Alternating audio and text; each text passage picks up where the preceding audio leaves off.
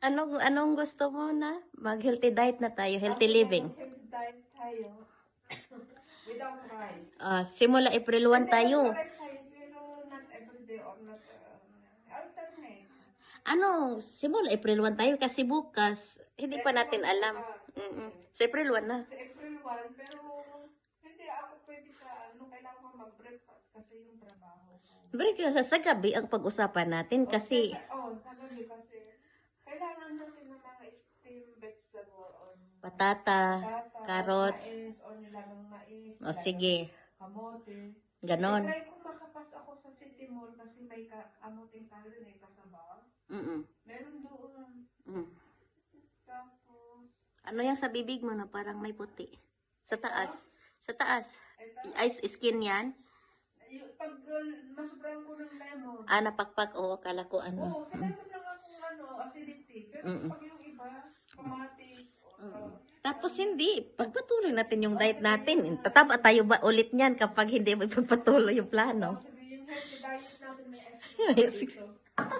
Ganda ng plano mo. Takatabi mo pang ice cream. Tapos, ganito. Hindi.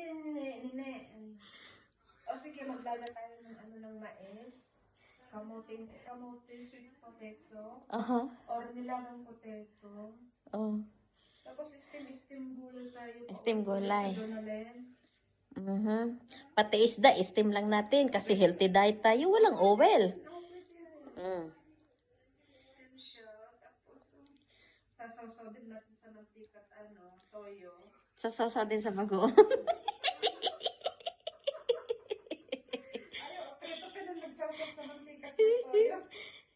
Huwag ka kasi magsinigang pa tayo bukas yata.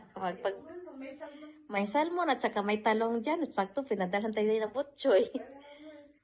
Ako gusto din nila, padala sila yung Tupperware. Yung Tupperware ko lang ang sinauli nila. Sige, basta. Yun na. So, may video ako. Yung bang katibayan to na. Parilwan tayo magsimula. Katibayan to ng April 1 magsimula ha. Hindi mo naka-record to. Sige. Tapos fruits na lang tayo. Fruits. Sige, hindi na ng ice cream. Pwede rin na ice cream siya. Kasi alam mo naman ang akin doon. Sige, pwede na ice cream. Sige mo, nakahiga ka tabi ng mga ice cream. Okay na tayo. Pasensya na guys, naubos na. Nagdadayad na pero naubos. Daming plano, katabi naman panghimagas.